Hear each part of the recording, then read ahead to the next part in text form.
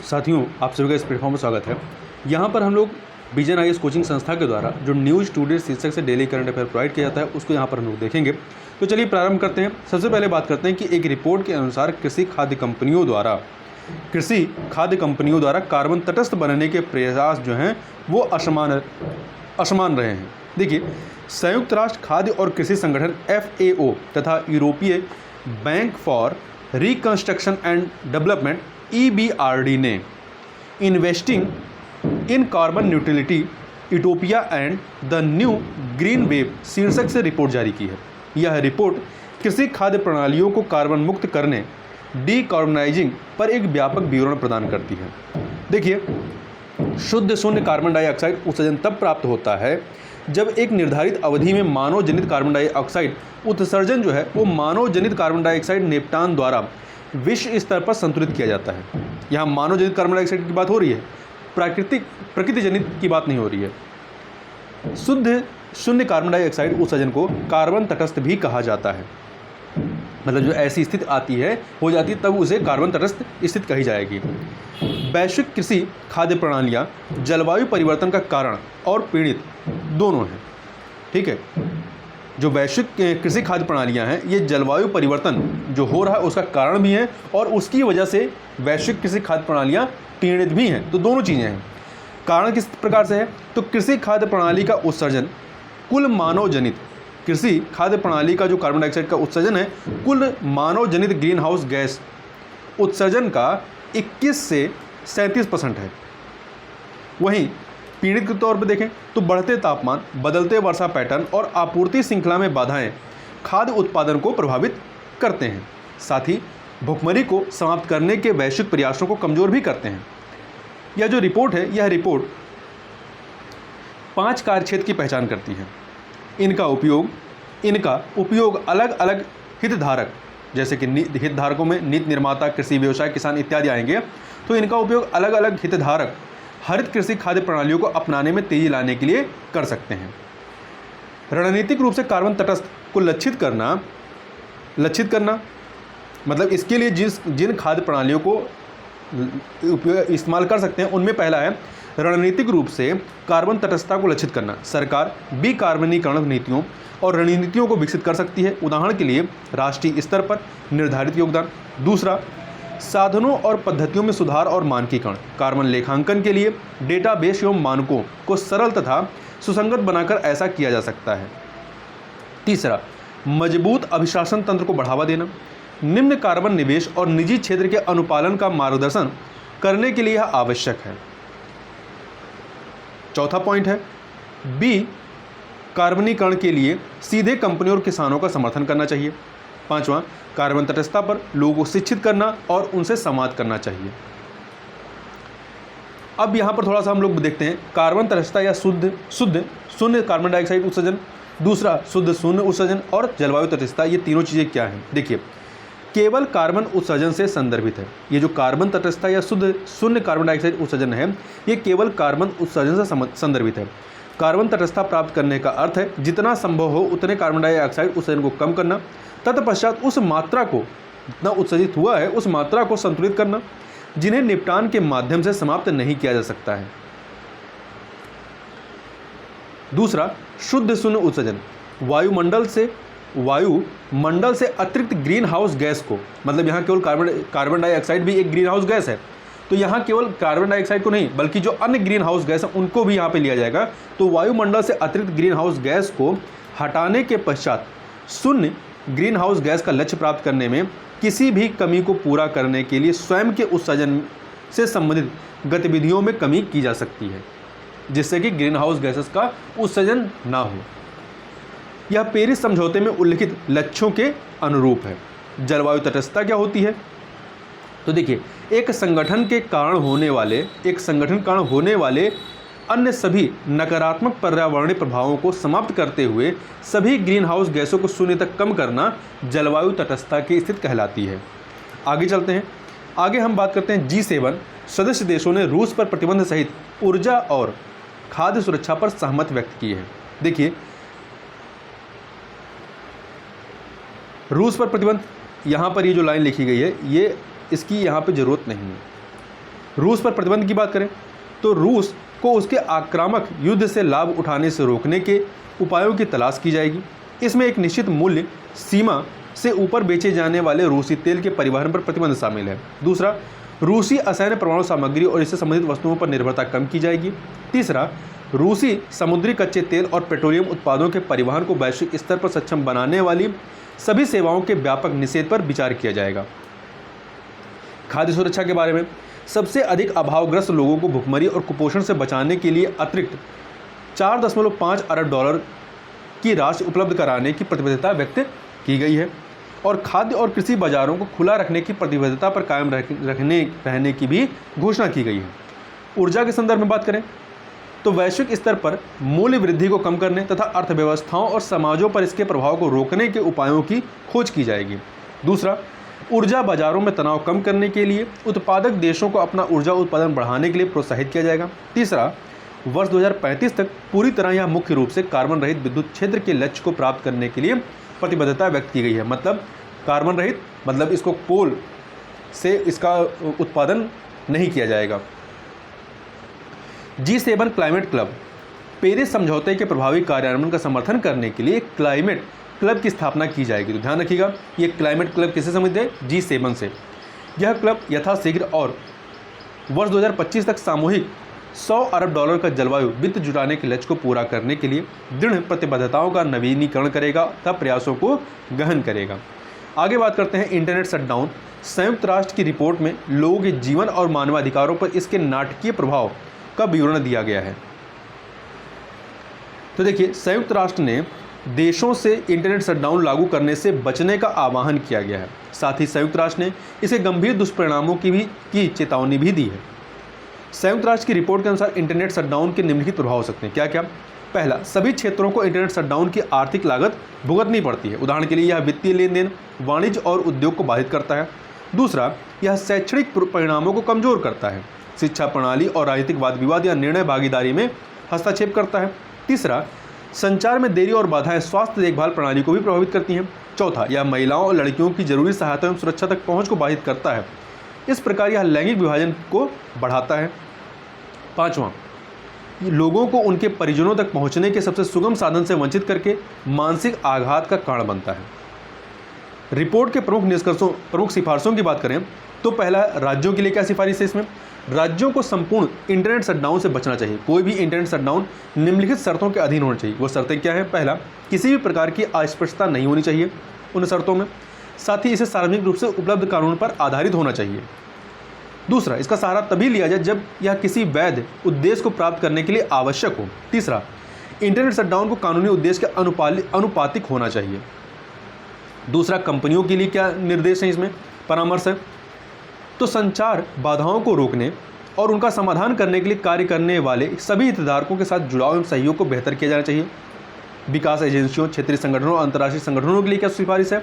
यह सुनिश्चित करें कि इंटरनेट कनेक्टिविटी से संबंधित सहयोग कार्यक्रमों को डिजाइन एवं कार्यान्वित करते समय इंटरनेट शटडाउन के खतरों पर विचार किया जाता है। चौथा, सिविल सोसाइटी के लिए क्या सिफारिश है? इंटरनेट शटडाउन को रोकने, जांच करने, अध्ययन करने और प्रतिक्रिया देने के लिए सहयोगात्मक प्रयासों को मजबूत करना चाहिए या मजबूत करें। भारत में इंटरनेट शटडाउन संबंधी प्रावधान क्या है? वर्तमान में दूरसंचार सेवाओं का निलंबन, इंटरनेट शटडाउन सहित भारतीय टेलीग्राफ अधिनियम 1885 के तहत अधिसूचित दूरसंचार अस्थायी सेवा निलंबन लोक आपात या लोक सुरक्षा नियम 2017 द्वारा नियंत्रित है। वर्ष 2017 के नियम लोक आपात स्थिति के आधार पर एक बार में 15 दिनों तक ये लागू किया जा सकता है। तो लोक आपात स्थिति के आधार पर किसी क्षेत्र में दूरसंचार सेवाओं को अस्थायी रूप से बंद करने का प्रावधान करते हैं। मतलब पहली बार में आप 15 दिनों तक ही शटडाउन कर सकते हैं। आगे बात करते हैं, आगे देखते हैं। भारतीय कंप्यूटर आपातकालीन प्रतिक्रिया दल CERT-IN ने वर्चुअल प्राइवेट नेटवर्क VPN के लिए नियमों का पालन करने हेतु 3 महीने का और समय दिया है। देखिए, CERT-IN भारतीय कंप्यूटर आपातकालीन प्रतिक्रिया दल ने VPN वर्चुअल प्राइवेट नेटवर्क सेवा प्रदाताओं और क्लाउड सेवा ऑपरेटर्स को नए नियमों का पालन करने के लिए अतिरिक्त समय दिया है। सूचना प्रौद्योगिकी अधिनियम 2000 के तहत CERT-IN के नए निर्देश क्या हैं? VPN वर्चुअल प्राइवेट नेटवर्क सेवा प्रदाताओं को सत्यापित ग्राहक नाम, उनके निवास पते, ईमेल आईडी व फ़ोन नंबर को संग्रहित करने की आवश्यकता होगी साथ ही उन्हें यह बताना होगा कि वे इस सेवा का उपयोग क्यों कर रहे हैं। दूसरा, VPN वर्चुअल प्राइवेट नेटवर्क सेवा प्रदाताओं को इंटरनेट प्रोटोकॉल और ईमेल एड्रेस का रिकॉर्ड भी रखना होगा। IP और ईमेल एड्रेस का ग्राहक एक पंजीकरण टाइम स्टॉम्प के साथ सेवाओं के पंजीकरण हेतु उपयोग करते हैं। वर्चुअल एसेट्स एक्सचेंज और वॉलेट प्रदाताओं को भी अपने ग्राहक को जानो KYC नो योर कस्टमर तथा वित्तीय लेन देन पर 5 वर्ष की अवधि के लिए रिकॉर्ड रखना होगा। इसके अतिरिक्त इंटरनेट सेवा प्रदाताओं, social media platforms, data centres आदि सहित सभी सरकारी और निजी एजेंसियों को साइबर सुरक्षा उल्लंघन की घटनाओं को दर्ज करने के 6 घंटे के भीतर उनकी अनिवार्य रूप से रिपोर्ट करनी होगी। VPN प्राइवेट नेटवर्क जो है VPN, इंटरनेट पर एक डिवाइस से नेटवर्क पर एक एन्क्रिप्टेड कनेक्शन होता है। VPN जो है ये इंटरनेट पर एक डिवाइस से नेटवर्क पर एक एन्क्रिप्टेड कनेक्शन होता है। यह उपयोगकर्ताओं को उनकी browsing history, internet protocol address, भौगोलिक अवस्थित उनकी वेब गतिविधियों तक उपयोग किए जा रहे उपकरणों को छिपाने में मदद करता है। CERT-IT अधिनियम 2000 के प्रावधानों के अनुसार देश में साइबर सुरक्षा के क्षेत्र में अलग अलग कार्यों को करने के लिए राष्ट्रीय एजेंसी के रूप में कार्य करता है।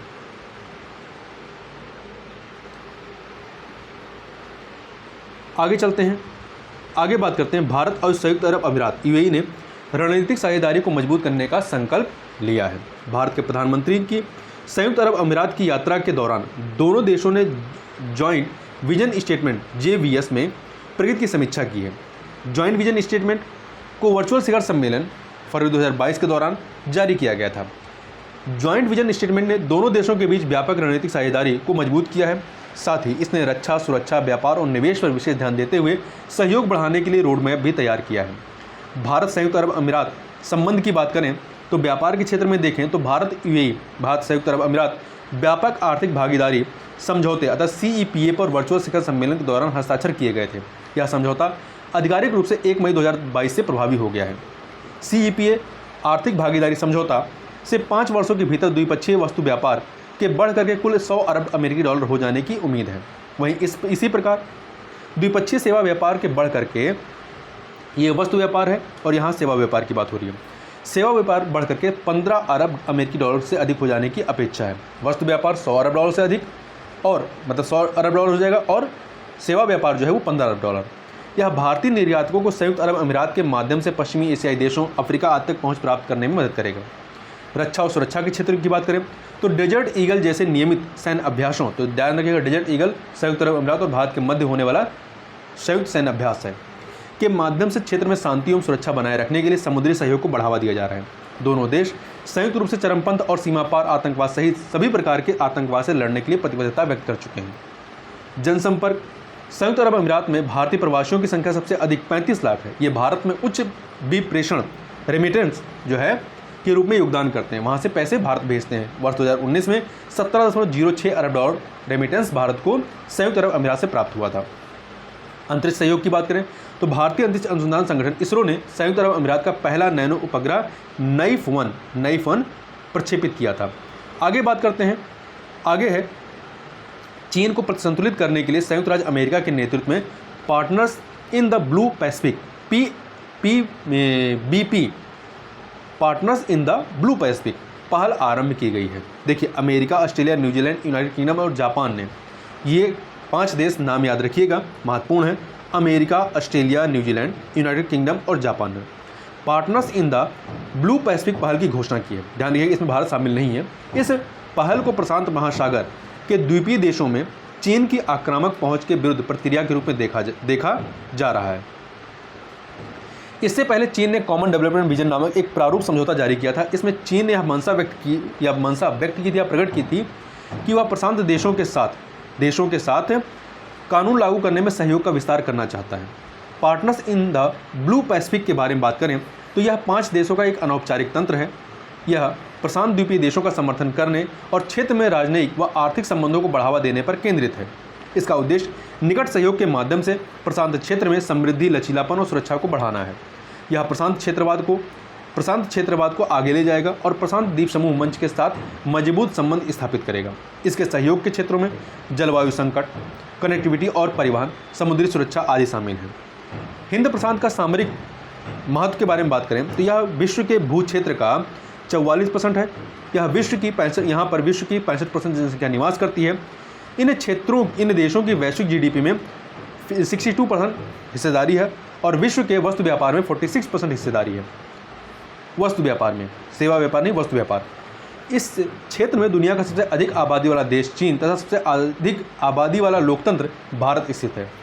अमेरिका ने लंबे समय से इस क्षेत्र में अपनी हब एंड स्पोक प्रणाली के साथ शक्ति संतुलन बनाए रखा है। इस प्रणाली के तहत जहां अमेरिका हब है वहीं इसके सहयोगी स्पोक है। इनकी सुरक्षा की गारंटी अमेरिकी सैन्य शक्ति द्वारा दी जाती है। हब एंड स्पोक प्रणाली, जो आप पहिया देखते हैं साइकिल का पहिया, इस प्रकार से यहाँ आपकी वेयरिंग होती है और ये आपकी तीलियाँ होती हैं, तो सभी जाकर के इसी से जुड़ी होती हैं। तो यहाँ पर ये अमेरिका है, उसके सहयोगी ये तीलियाँ हैं। अन्य सुर्खियों की बात करें तो यूरोपीय आयोग, भारतीय प्रधानमंत्री ने G7 शिखर सम्मेलन से अलग यूरोपीय आयोग के अध्यक्ष से भेंट की। यूरोपीय आयोग के बारे में बात करें तो यह यूरोपीय संघ की राजनीतिक रूप से स्वतंत्र कार्यकारी शाखा है। यह अकेले नए यूरोपीय कानूनों के प्रस्ताव को तैयार करने के लिए उत्तरदायी है। साथ ही यह यूरोपीय संसद और यूरोपीय संघ की परिषद के निर्णयों को भी कार्यान्वित करती है। यूरोपीय संघ की अन्य प्रमुख संस्थान कौन से? यूरोपीय परिषद, यूरोपीय संसद, ये सभी हैं। यूरोपीय परिषद प्रत्येक यूरोपीय संघ के देशों के राष्ट्राध्यक्षों या सरकार प्रमुखों को एक साथ लाती है। यह यूरोपीय संघ की राजनीतिक दिशा पर निर्णय लेती है। दूसरा, यूरोपीय संसद यूरोपीय संघ का प्रत्यक्ष रूप से निर्वाचित निकाय है। मासिक धर्म स्वच्छता प्रबंधन, ministerial hygiene management, MHM, Maharashtra के गढ़चिरौली जिला प्रशासन ने, महाराष्ट्र के ध्यान रखिएगा कहाँ पर, महाराष्ट्र के गढ़चिरौली जिला प्रशासन ने मासिक धर्म स्वच्छता प्रबंधन में महत्वपूर्ण पहल की है। मासिक धर्म स्वच्छता प्रबंधन के बारे में बात करें तो यह बालिकाओं की सुरक्षा की दिशा में एक महत्वपूर्ण कदम है। यह बालिकाओं की गरिमा की रक्षा करते हुए और उन्हें अपने सपनों को साकार करने हेतु अवसरों से परिपूर्ण जीवन प्रदान करने पर केंद्रित है। यह एक लैंगिक रूप से संतुलित विश्व की अवधारणा पर लक्षित है। दूसरा पॉइंट, इसे सरकार के एक प्रमुख कार्यक्रम स्वच्छ भारत मिशन ग्रामीण में एक महत्वपूर्ण घटक के रूप में शामिल किया गया है। तीसरा, स्वच्छ भारत मिशन ग्रामीण कार्यक्रम के तहत मासिक धर्म स्वच्छता प्रबंधन पर जागरूकता और कौशल विकास के लिए वित्त उपलब्ध कराया जाता है। आगे बात करते हैं गोइंग ऑनलाइन एज लीडर्स कार्यक्रम, गोल।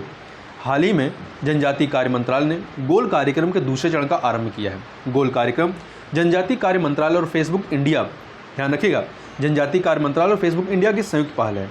इसका लक्ष्य डिजिटल मोड के माध्यम से जनजातीय युवाओं को मार्गदर्शन प्रदान करना है। इसका उद्देश्य जनजातीय समुदायों के 10 लाख युवाओं को डिजिटल रूप से सक्षम बनाना और डिजिटल प्रौद्योगिकी का उपयोग करके उनके लिए अवसर खोलना है। यह स्वयं सहायता समूहों और भारतीय जनजातीय सहकारी विपणन विकास परिसंघ अर्थात ट्राइफेड से जुड़े परिवारों के लिए उनके उत्पादों की वैश्विक स्तर तक पहुंच बनाने हेतु एक मंच तैयार करेगा। साइबर सुरक्षा बीमा की बात करें, हाल ही में पॉली सीमा बाजार ने बीमा संबंधी एक सर्वेक्षण किया है। इस सर्वेक्षण के अनुसार वर्तमान में साइबर बीमा जैसे आधुनिक समय के बीमा उत्पादों के लिए व्यापक अवसर मौजूद हैं। ये अवसर विशेष रूप से टियर 2 और टियर 3 शहरों में मौजूद हैं। भारत में साइबर बीमा आमतौर पर निम्नलिखित को कवर करता है। किसको? पहला, कंप्यूटर एक्सेस को बाधित करने वाले मैलवेयर के मामले में कंप्यूटर सिस्टम को बहाल करने की लागत। दूसरा, नुकसान को कम करने के लिए किसी विशेष सलाहकार को काम पर रखने की लागत, जैसे साइबर जबरन वसूली का मामला हो वहाँ पर।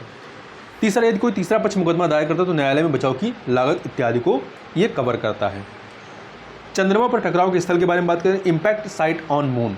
हाल ही में नासा के लूनर रिकोनिसेंस जो टोही ऑर्बिटर है ने चंद्रमा के एक स्थल पर एक साथ 2 क्रेटर देखे हैं। यह चंद्रमा पर एक अज्ञात रॉकेट के टकराव से बना स्थल प्रतीत होता है। इससे पहले चंद्रमा पर अब तक किसी ऐसे अन्य रॉकेट के टकराव का पता नहीं चला है जिससे एक साथ 2 क्रेटर बने हों। अपोलो मिशन, जिसमें अपोलो 13, 14, 15 व 17 को संचालित करने वाले सैटर्न रॉकेट द्वारा निर्मित क्रेटर एकल स्वरूप में अनियमित और काफ़ी बड़े थे। शोधकर्ताओं ने निष्कर्ष निकाला है कि यह रॉकेट चांग-ई 5T1 का बूस्टर है। चांग-ई 5T1 चीनी अंतरिक्ष एजेंसी का लूनर एक्सप्लोरेशन प्रोग्राम है। डायनेमिक वर्ल्ड की बात करें, गूगल ने डायनेमिक वर्ल्ड नामक एक नई सेवा शुरू की है। तो ध्यान रखिएगा, डायनेमिक वर्ल्ड नामक सेवा किसने प्रारंभ की है?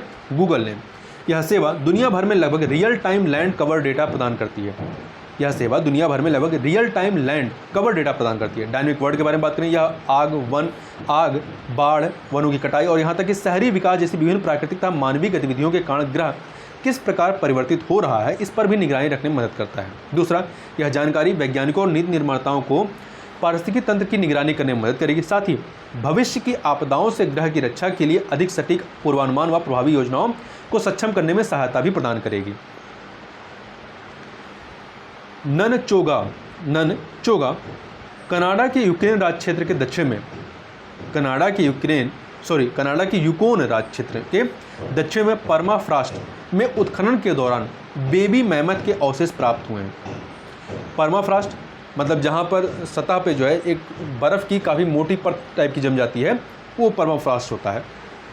इसकी एग्जैक्ट डेफिनेशन के लिए आप इसको सर्च करके देख सकते हैं। इसे ननचोगा नाम दिया गया है। इसका अर्थ है जानवर का बड़ा बच्चा। ऐसा माना जाता है कि यह मादा थी और इसकी मृत्यु हिमयुग के दौरान लगभग 30,000 वर्ष से भी अधिक समय पूर्व हो गई होगी। इससे पहले वर्ष 1948 में अलास्का के आंतरिक भाग में एक सोने की खदान में भी एक मैमथ के बच्चे के अवशेष प्राप्त हुए थे।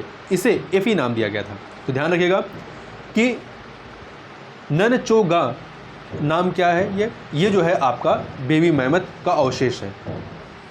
रिम ऑफ द पैसिफिक अभ्यास 2022 की बात करें, रिमपैक जो है ये दुनिया का सबसे बड़ा नौसैनिक युद्धाभ्यास है। इसमें 4 क्वाड देशों सहित दक्षिणी चीन सागर के आसपास के देश भी भाग लेते हैं।